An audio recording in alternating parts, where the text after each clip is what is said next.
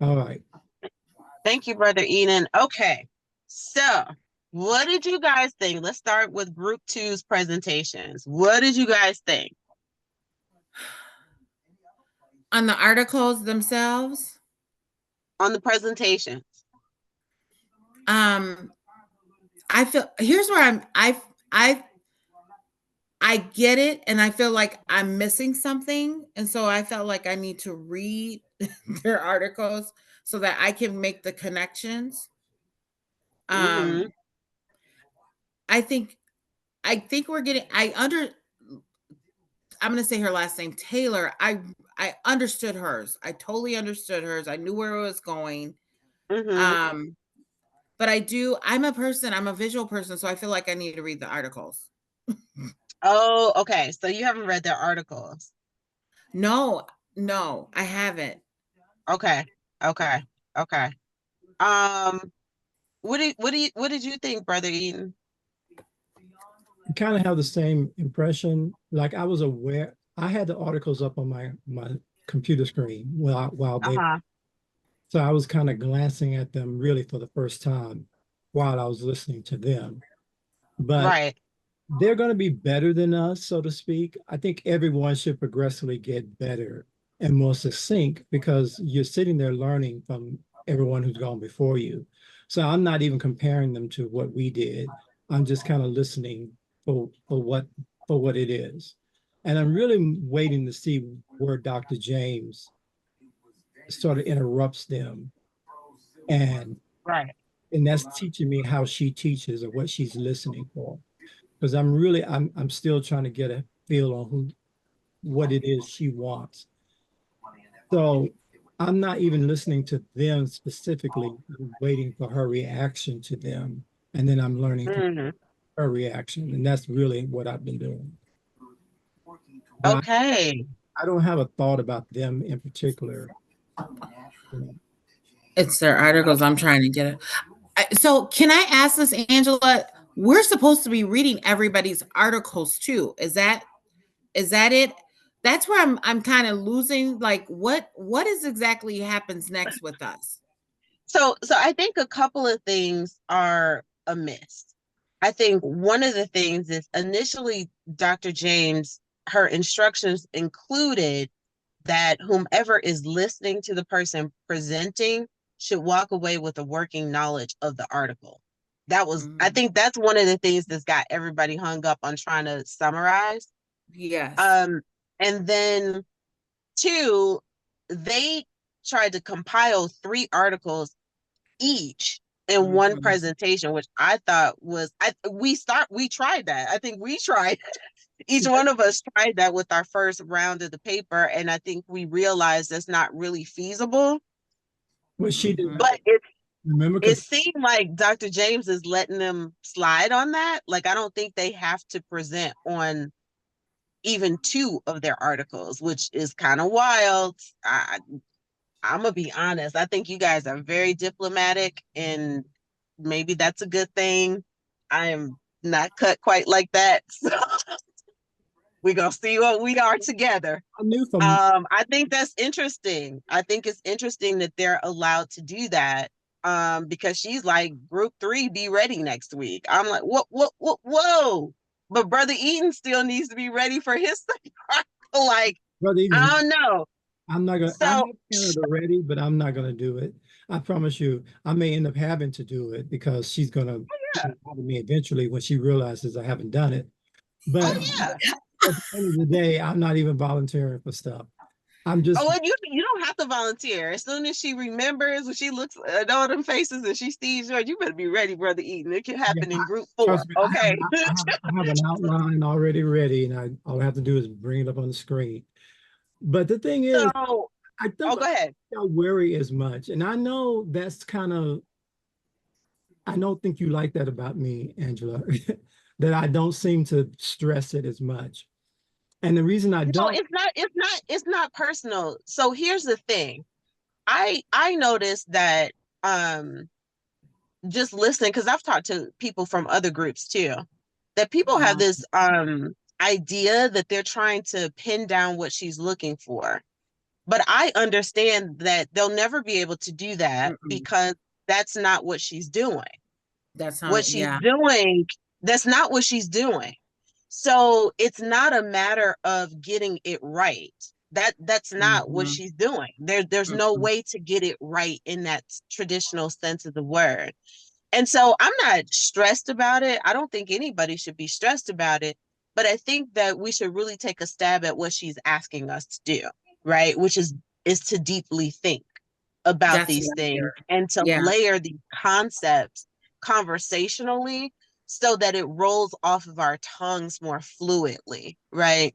And that we're Mhm. more comfortable mixing these concepts so that when we hear our peers doing their presentations, if she happens to call on one, which I think she's gonna do, call on somebody from another group and ask them what we think about what they've said, that we're That's what I prepared think. to do that in a complex kind of way. I think also one of the things that I noticed that she's pushing back on is this neutrality. Now, if there's something that is bothering me, it's that. And I've been toiling with it since week 2. And here's my stance. I've noticed that a lot of people that identify as Christian are very lukewarm about hot topic or hot button issues. It's Mhm. annoying to me. It's just Mhm. flat out annoying to me. And I feel that Dr. James is pushing back against that, that she wants people to make definitive stances. And it doesn't necessarily have to be what you personally mean. It could just be for the exercise of the class to make a stance, argue the stance, and be able to argue the other side as well. Yeah. Right? Yeah. That's a practice. That's not a personal mandate or anything like that. It's a practice in critical thinking. And so one of the things that I wanted to do in our groups together is really get into practicing doing that more, right? As we're talking about Mhm. it. Like I love when she was talking, I think it was the second girl, I can't think of her name, I could see her face. And she was, Jamaya. I think so. I think so. Yeah. And she's like, well, what do you think? Like, what are Mhm. we gonna do? What should we do? And she's like, well, I don't think that pastors should be involved in politics. And I'm sitting here like, I want to punch the wall. Like, how can you say that? Like, how? How can pastors not be involved in politics? Like, it's that kind of lukewarm thinking that's got them doing these scurvy, bribery, nasty kind of things. Like, and then Dr. James came back and was like, invariably, you can't separate them, right? So, but Yeah. if you take the stance that you can't separate them, then you have to drill down on what the tenets are for transparency. You got to drill down on what the tenets are for making it a not relevant but a clean operation. Like you got to really dive deep into what Yeah. the ugly pieces are and provide some solutions for it, right? And I'm getting the feeling that people are afraid to do that, Well, which Angela, I thought too, I said they could have brought in the ethics piece that was from the book. yeah, And I yeah, wondered why they didn't. And here's what I know. I said, I get it. When you're on the hot seat like that, you are nervous. And yeah, but if you start really getting into what you've read and just start talking it through, you'll start yeah, making your point. yeah, yeah. But I So think they should have touched that ethics piece. I would have brought that up and I would have just said, this is where this ethics comes in because it talked about that in the book. yeah, so that's what I'm talking about, Faith, like being ready. If she's like, Faith, so what do you think? Mhm, Right? Being able to mhm. say, like, well, I think they should have brought in the ethics piece from the book, right? She'll go crazy over that. If you're looking for a right answer, it's in that Right, range. right. Yeah, yeah. Yeah. I So, I have picked that up on her and I said, it's not about being perfect. She's trying to mm-mm, get us to think deeply. She's trying to yeah, get us to think just more broadly. yeah, And even when I thought back when she asked me, well, what do you think the biases were? Well, I got a little nervous because I gotten thrown off just a little. but my Yeah. mind said, oh, I know what the biases are. And I would have told you, hey, Yeah. A, B, C, D, E. And so I Yeah. think that's the piece that we just gotta, she wants us to be comfortable. And I think she's trying to help us be that. But I think it's Yeah. also, it's not how pretty your words are. It's about sharing your point. It's about sharing your point. Yes. Well, what do you think, Brother Eden? No, I think it's all good, but here's what I'm trying to figure out. So you want to use Uh-huh. Saturdays to discuss what we saw in class on heard in class, or do you want us to do parallel conversations about the articles for ourselves, regardless of? Um, yes and yes, right? And Yeah. also like what's happening in current news too. So with Israel Mhm. attacking, I mean, with Iran bombing Israel, right? So one of the things Dr. James said, and she talks so fast, she says so many things. It's like these explosions happening in my head when she's but she made this comment about she went to the Council of Bishops She did. and was requesting that they make a statement about what's She happening in did. Israel, and they would not make a statement. They did not want to make a statement. I want to know Mhm. what you guys think about that. In Israel is bomb. I mean, in Iran is bombing Israel, and Israel has bombed Yemen. Like, whoa, we gotta say something. Like, I don't know. It's just not okay. Are you guys okay with us not having anything to say as Christians in America? No, Is but I that thought it okay? was interesting that she said that, and you could see her frustration. And she said, "Why Oh, can't we say something?" Which I agree something. with, because what there you have to have a stance on something, and you have to be able to Uh, say something to help guide people. And when you don't make a stance, it's not helpful. It It's not honestly puts helpful. people in a place of, well, what are we doing? And she, if you notice, she said, that's why I'm off and on the bishop council. And I said, oh, you can do that? And I was like, okay. Because she probably throwing shoes. Right. I can see her But going off. I just, and that's why I listened to her. I said, okay, there is a place where you make a stance, and there's a place where you need to have conversation with people to help them Hmm. at least start to think about, what are we doing?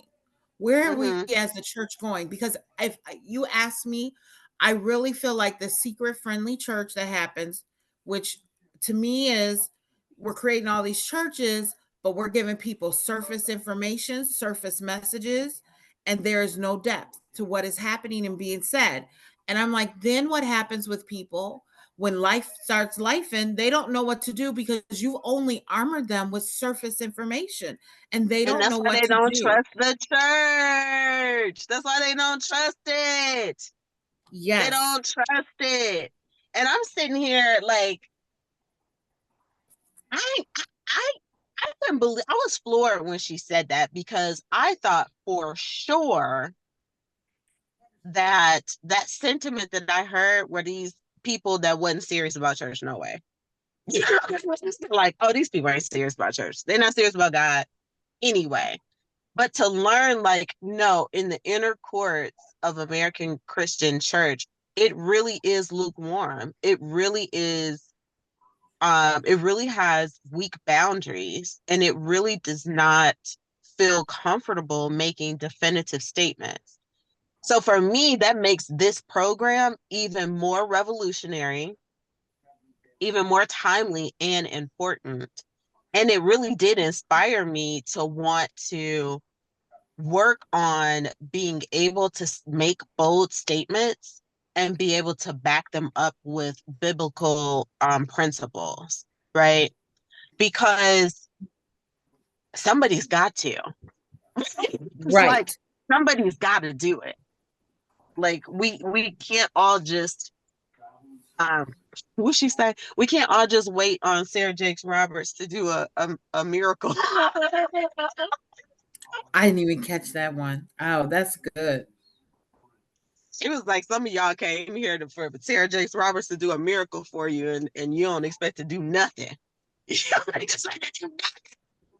um, I think what I'm hearing, and even from what you just said, Angela, that from day one, Dr. James and Dr. Crumpton have looked at us as the leaders we are going to be in 3 years. Absolutely. So Absolutely. they're expecting us to show them why we're in the program, one, two, what we're going to do and what we're learning. And I think with most people who go through school, they wait to graduation to say, hey, Mm-hmm. I'm this and that, Yeah. calling us to be Dr. Watson and Dr. Brandon and now. Yeah. And we're uncomfortable because we don't see ourselves that way. Yeah. And that's why Dr. James was having that conversation, the ma'am conversation. She was like, we're colleagues. Like we're building the relationship of colleagues. And everybody was uncomfortable with it, right? It's like, no. And she's like, don't call me ma'am. I know it's Texas, but cut it out. Okay. Right. And so they want us to, and even the conversations, the doctoral conversations where she was talking about the praxis, it's like we're practicing now being, you're practicing being Dr. Eaton, right? We're practicing being that so that we can be sharpened by them, It's a right? it's a different approach that we have to take. Like Yeah. been reading book. I've been ready for a chapter each week.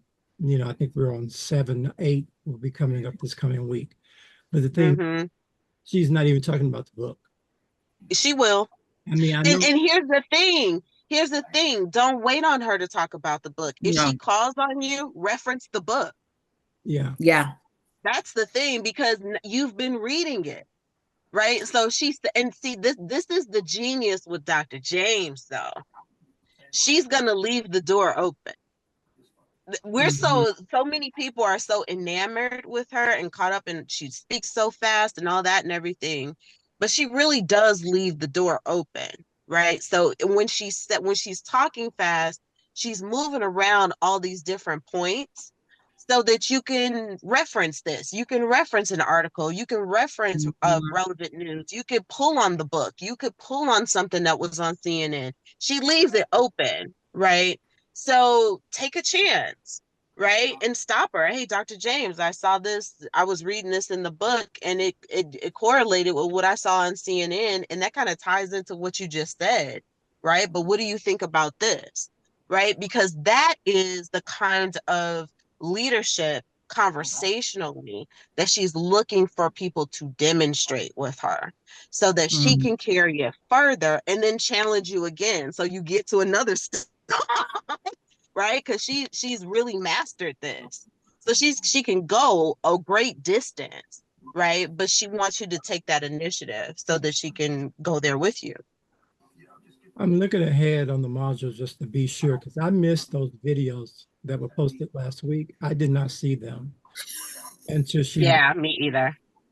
So Um, I'm looking now to make sure there's nothing for tomorrow. I mean, for Monday. I'm gonna tell you guys, they just popped up, and I was in there looking for something else, and I said, "Where Uh-huh. did these videos come from?" I said, "Oh, Notification? Yeah, right now there." I don't know. there's nothing there now, but that won't mean that she won't post something tomorrow night. So you need to make sure And that. can And you guys talk about the course you guys? Well, I shouldn't say course. The conversation you guys attended that morning, that Monday morning. Right. She said she's going to provide the recording, but I didn't, I'm at work during the day, you guys, so there was no way I could really probably, unless I had a free hour, to have listened to that, been there. Can Mhm. you help share? Because that's why I was like, yeah, let's talk. What happened in that? Well, Were you there for the whole one, Brother Eden? Were you there yeah, for the whole session? from the beginning. This is a lady Okay.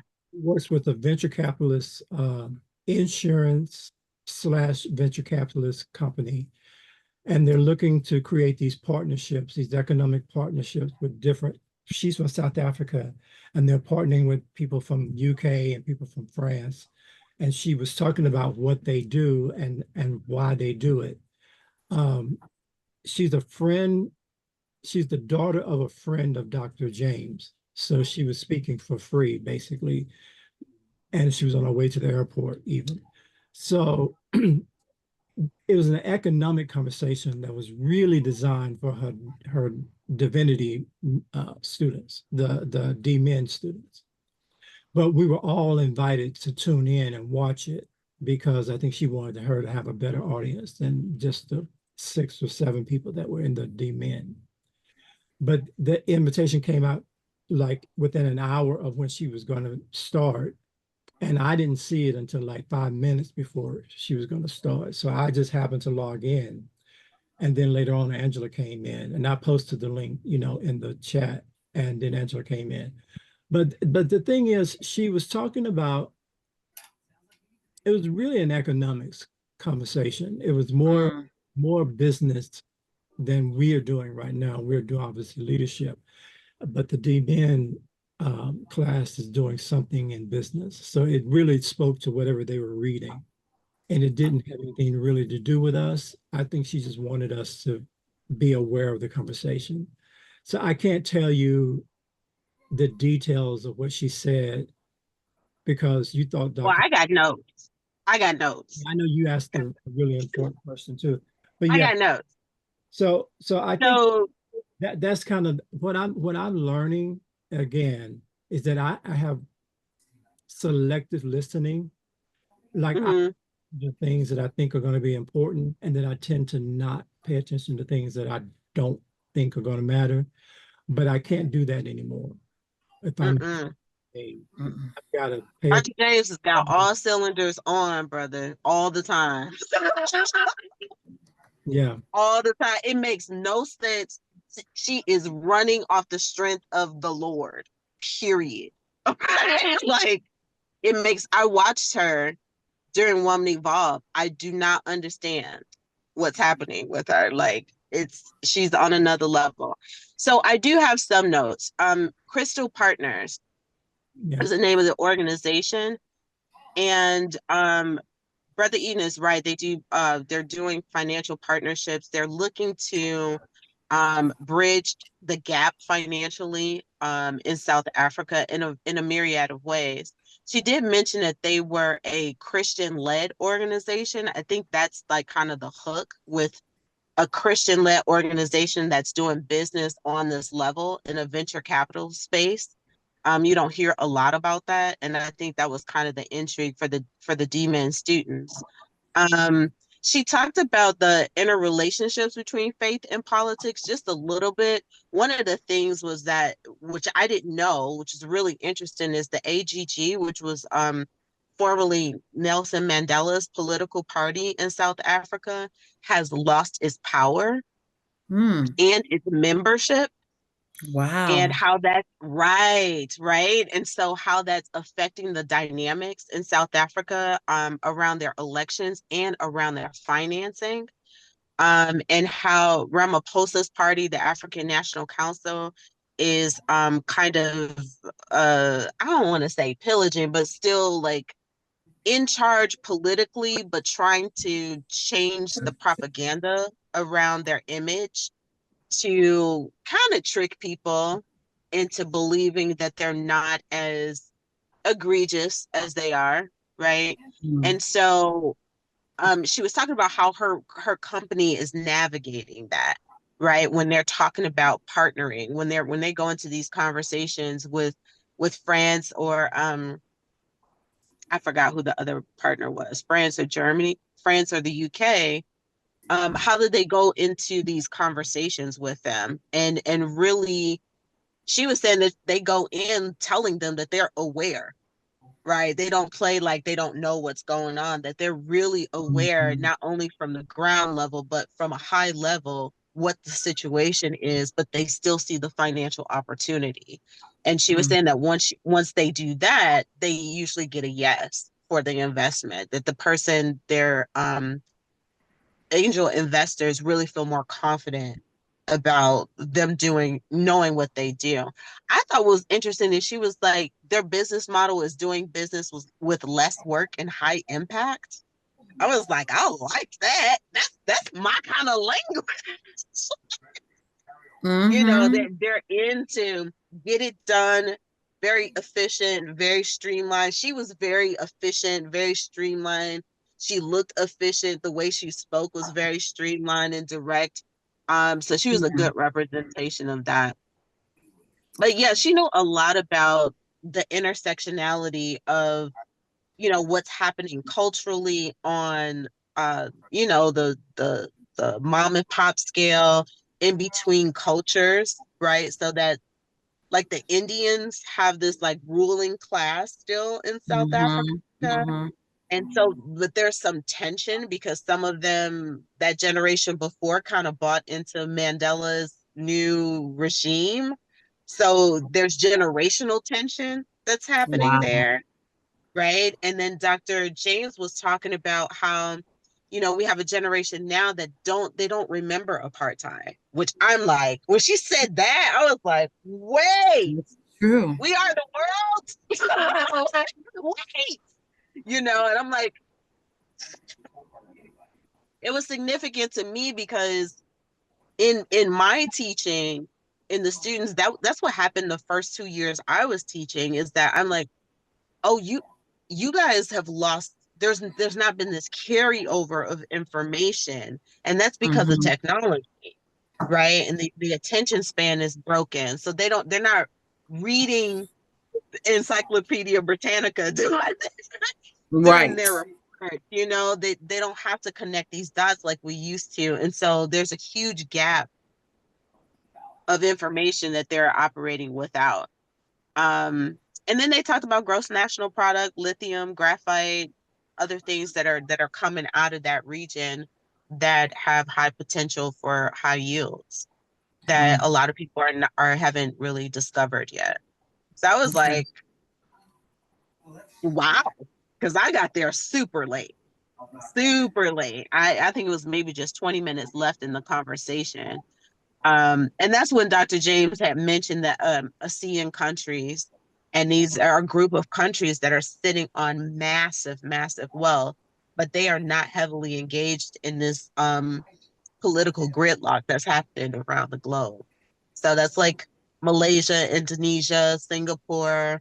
Taiwan is getting nagged by China and, threatened and stuff like that. But there's a lot of investment potential there. So they have the potential of being very high impact silent investors in a company like hers.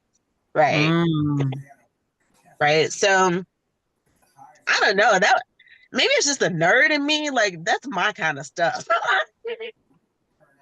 My background is, so I spent more than 25 years in the music industry. And when I started, like, the regional sales from the US was broken up in regions, but also the rest of the world was broken up in regions.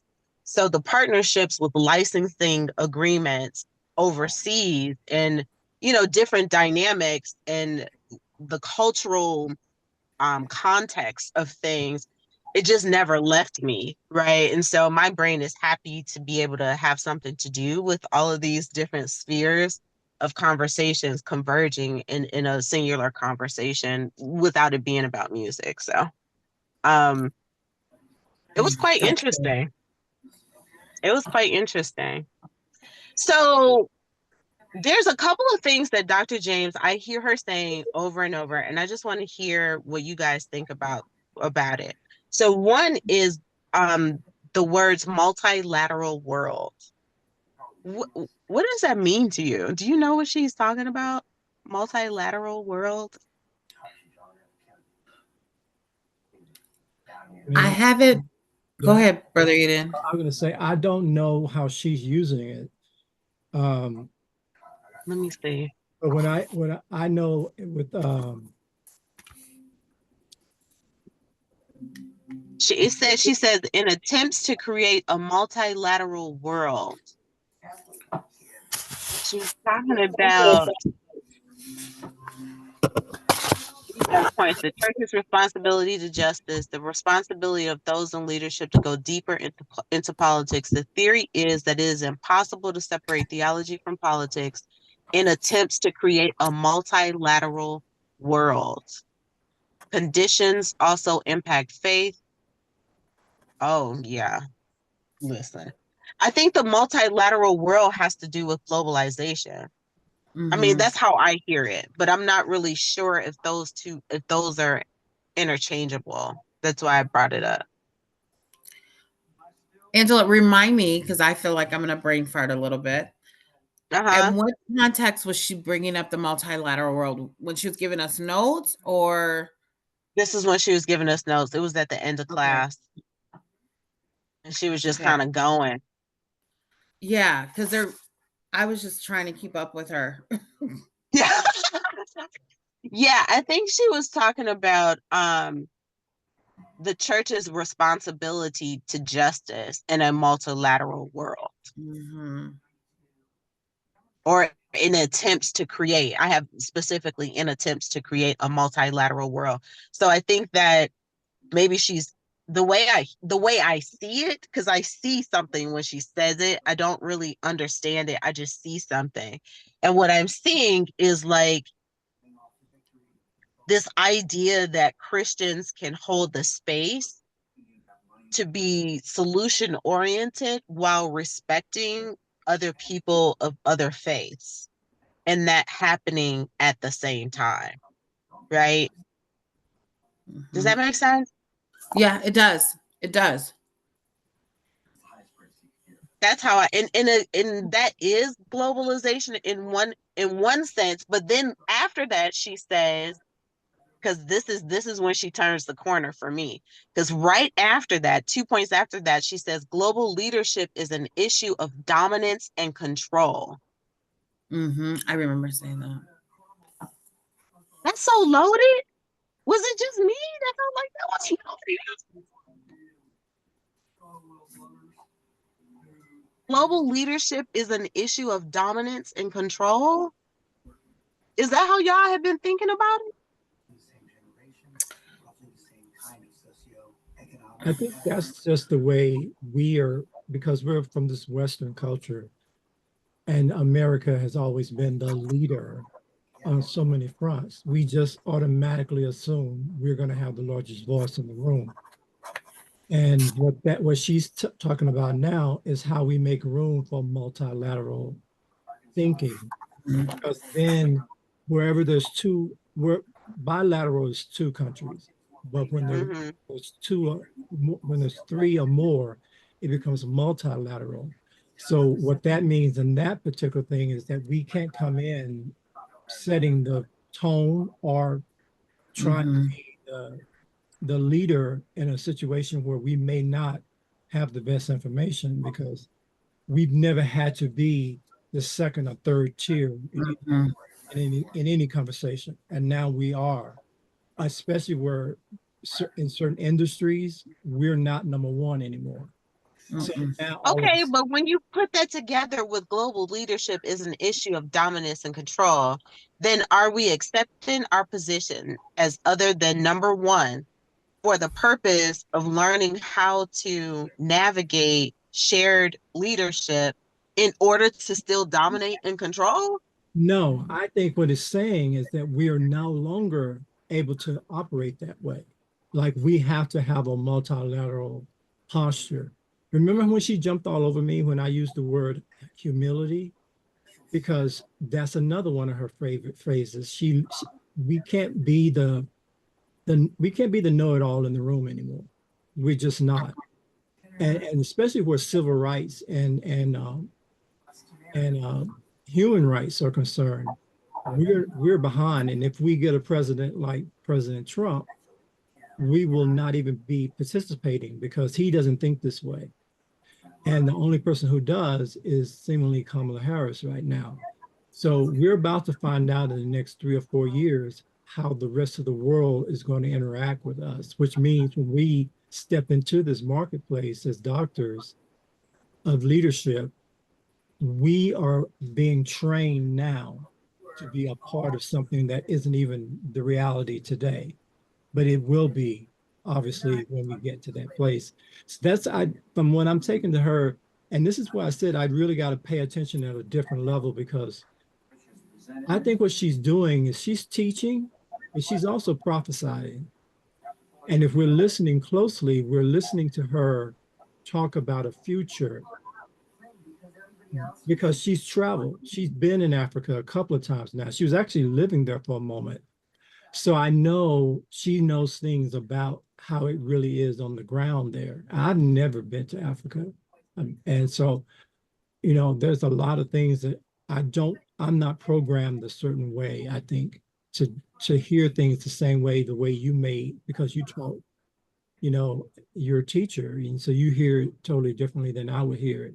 I'm listening like a student trying to pass a test, and Right. that isn't going to fly. Yeah. I mean, I've been to Africa, and my experience in Africa was mind bending because it wasn't at all what I expected with my American eyes. It wasn't that at all. And so I think that's another reason why I kind of understand the complexity in trying to explain this space that she's describing, right? It's like it doesn't fit into our American way of thinking. It doesn't, right? And our American way of thinking is rigid. It is it's biased, right? It's always leaning toward us on top. And you're right about that, Brother Eden. And it really does not leave a lot of room for innovation. And I think that's why. So to me, I hear everything that you're saying about multilateral, and I just brought them up because I felt like she was doing, when she was talking, the thing that she's asking us to do, which is to present both sides of the argument. Because a multilateral world does not live in the same space as a statement as global leadership is an issue of dominance and control. Do you know what I mean? So I just posted something in the chat, and you can copy it and put it in your notes, because this is exactly what it says it better than what I was trying to explain. Relations between groups of three or more states. Because the reason I think the people in Africa think like this automatically, because look at how many tribes they're dealing with. So in their world, their neighbors represent a melting pot that we never have to deal with. We might be dealing with between being a southerner and a northerner, or an urbanite, or a person who lives in the rural country, but that's about it. But when now you consider that even how we say hello to each other is different depending on what tribe you come from. So they're raised thinking on a more multilateral level than we ever think about. I don't know if I agree with that. I think there's a lot more diversity than we can conceive. Because where I was in East Africa, and the East Africans really did not have, they were so consumed with trying to emulate an identity from the UK that they weren't really trying to Okay. actively and pronouncedly live within their their cultural identity, if that makes any sense at all, right?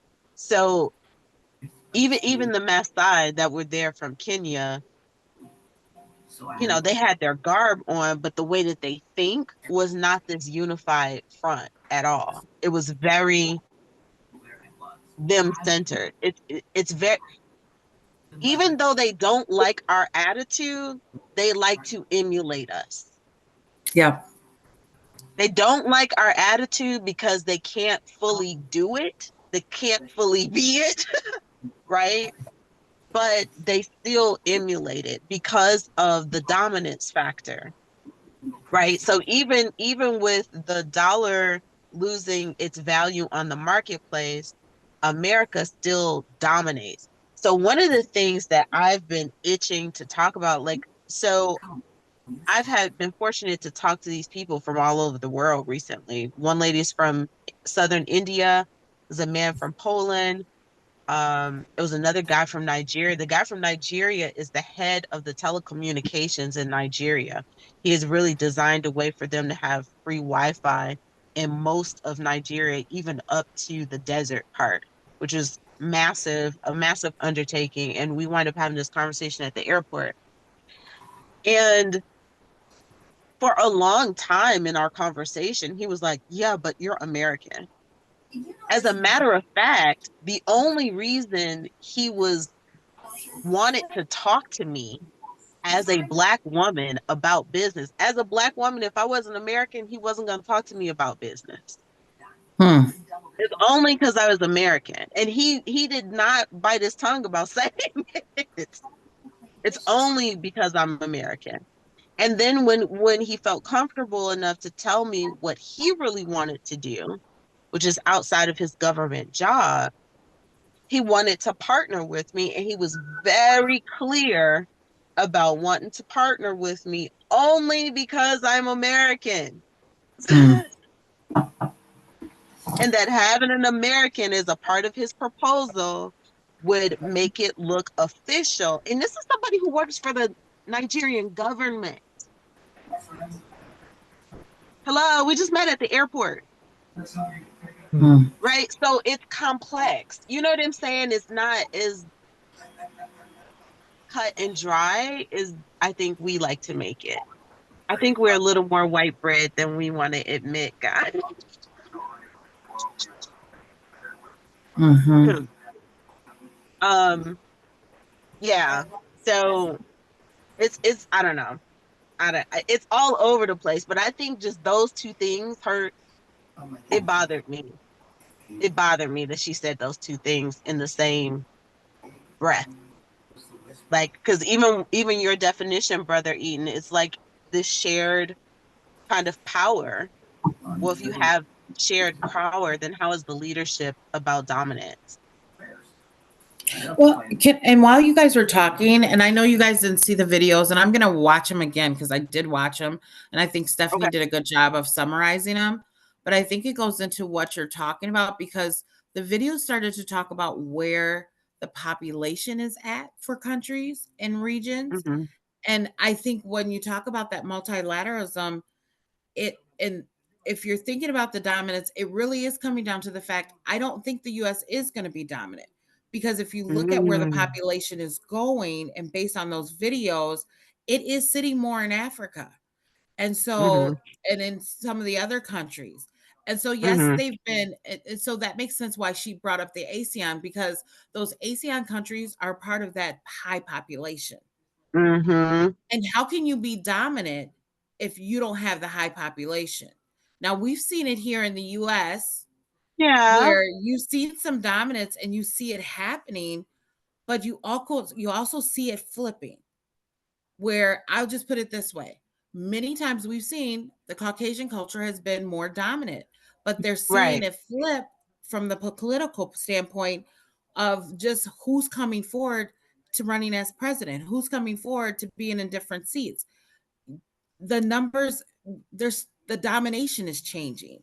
And I wonder Yeah. if that's where she's pushing at, is as these populations are getting stronger and they're going to be more, will they Yeah. have more of the domination?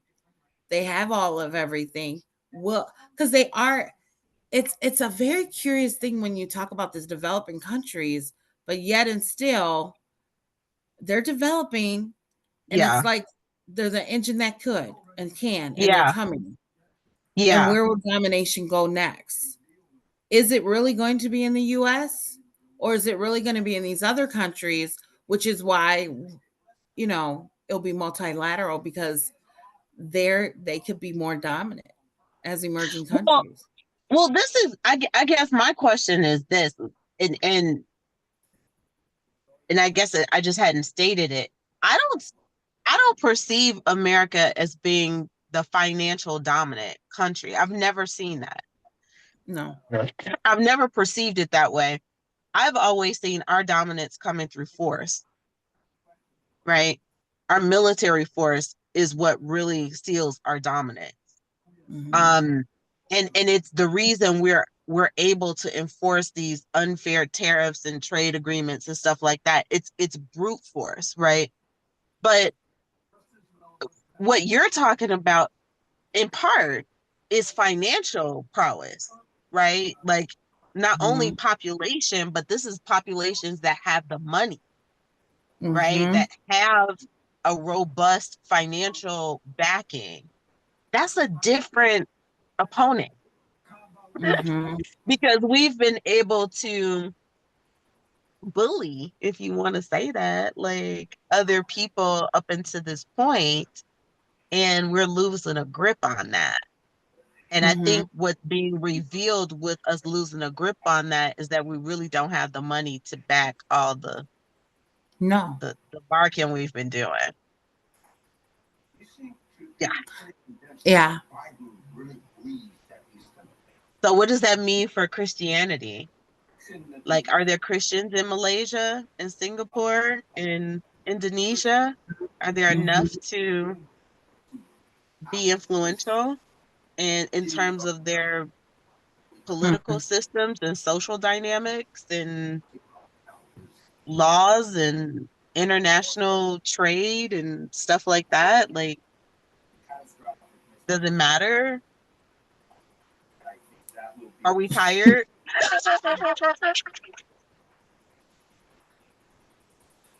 I'm sorry. I'm writing notes to remind myself of things I need to do this weekend before Monday. I think it matters, but here's what I think Bishop Jakes, being the prophet that he is, creating this school and in creating this particular doctorate of leadership that didn't exist. You know, we are the inaugural class because he can see the future as well. He knows that it's just not going to be enough to just be a bona fide preacher. Like That's right. that's just a small segment of the world.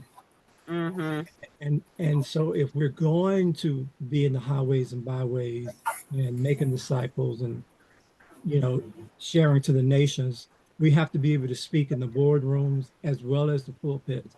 And we are that next generation of leaders, which, for a long time, I stayed in the shadows of church. I didn't want to be there because I wasn't interested in being on the usher board or, I had sang in choirs all my life, so I was over that as well. And I also saw the limitations of that. Like, unless you broke out and went on your own and became a Kirk Franklin or something, being church famous wasn't important to me.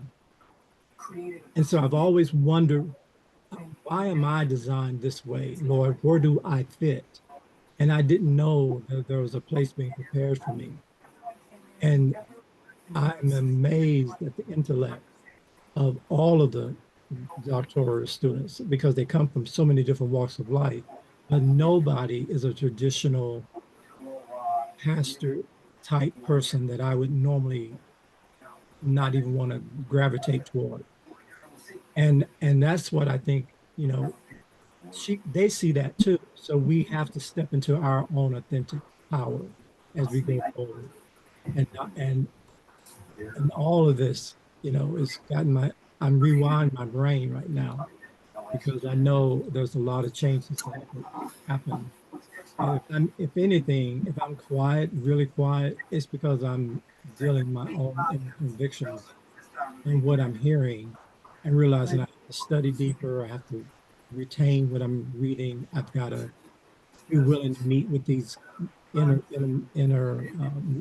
week classes with us so that we can talk to each other on this level. Because this is what I normally wouldn't do. I would not even talk. I don't know how many people I shared that I was even getting my master's. So, well, you're gonna have to practice because Monday's class is gonna be lit since Dr. James is teaching on Sunday. It's supposed to be lit.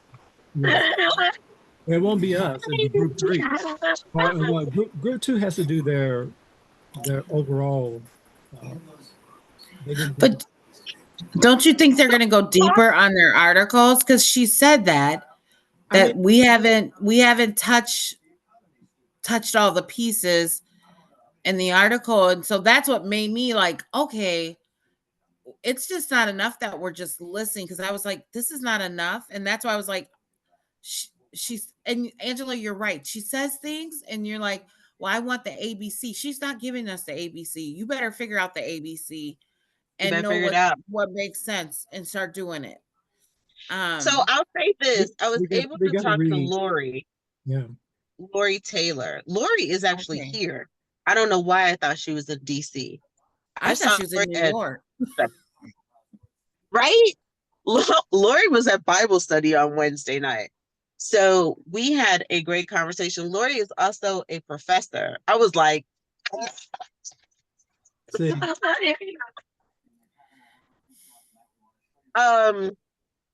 she's a professor and she's from Liberia.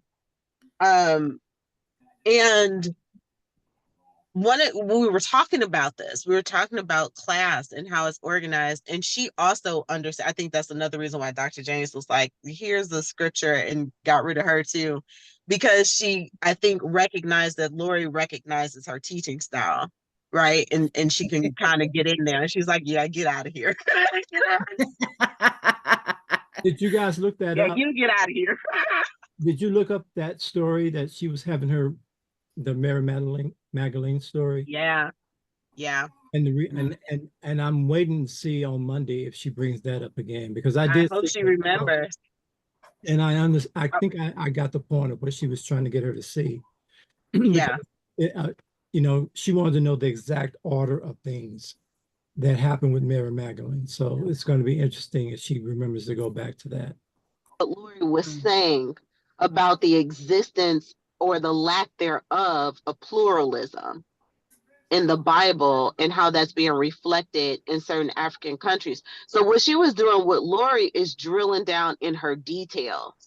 And then she referred to that to Mary Magdalene to give her an accurate portrayal of a woman in leadership, and wants her feedback, like to see if that falls into the argument that she makes, or if that's going to change the argument that she's making. That's what we were talking about. And she was like, I didn't know. Lori's thing was, I didn't know if I should read it right now or I should read it later. She was like, I was so confused. It was so true. She was like, should I read it in class out loud or should I come back to it? So funny. But even that, like being thrown off your square, that's part of it. How do you recover? It's true. How do you recover? That's why I'm like, y'all, just calm. I'm with you, Brother Eaton. Calm down. Calm down, because she knows how to do it. She's looking for an opportunity to throw you off your square, not only so that to see if you have really thought it through, because if you really thought it through, it doesn't matter if you get thrown off your square. You know where you are. That's what happened with you, Faith. Yes. Okay. I thought that. Okay. Help me understand what you perceive from that. Yeah. That's exactly what happened with you. She threw you off your square, asked you some questions you didn't expect, right? And you came back with, well, yeah, this is the same as in the book. And that's why she was like, that's it. That's it. Right? Because you got to be able to pivot. There's enough material to pivot. Right? And if you really know it, if you're really taking it in, if you're really synthesizing, and if you're showing up as the person that believes this, you don't have to rehearse it. Yeah. Right. So it doesn't matter. You are fading. Are you there? Yeah, she's fading. And you can't hear you. No, we can't hear you, Angela. Can you hear us? She's steadily having a conversation. Hold on. I'm going to put, we can't hear you. I'm going to stop recording.